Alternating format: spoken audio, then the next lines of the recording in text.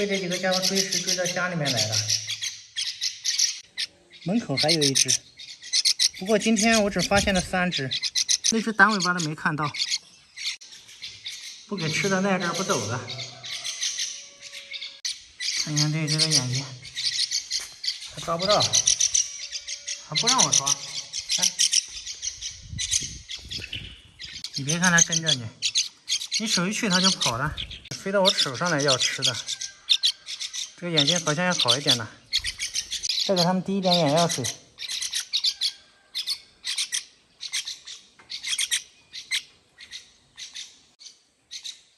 直接在我门口摆这个造型晒太阳了，好萌啊！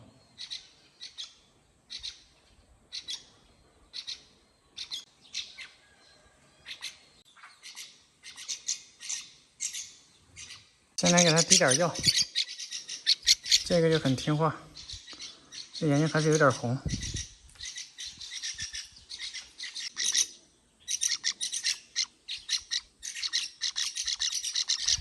点到了，换这一只，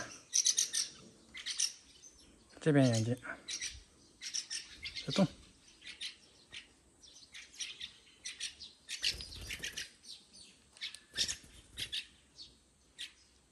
好了，去吧。不会吃的，他们就在门口等着。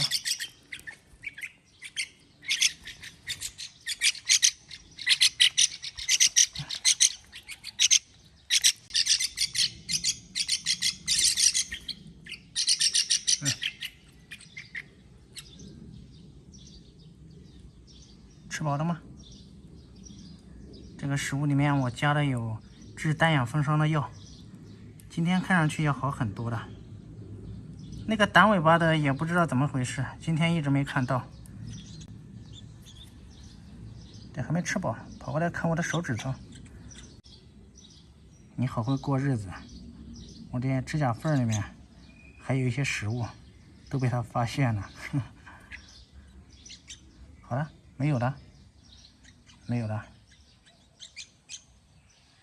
那个短尾巴的今天一直没看到，不知道怎么回事，也有可能跟野的一起飞走了。这种鸟是群居动物，那只本来都比较怕人，它不像这3只，这3只就特别粘人。吃饱了，瞬间就安静了。那个短尾巴的也不知道还会不会回来。大雨过后的晴天，太阳特别大，它们这会儿晒完太阳了，就躲在这个阴凉的地方。这个还比较厉害，还抓了一个虫子，身手比较敏捷，看来生存是没有什么问题的。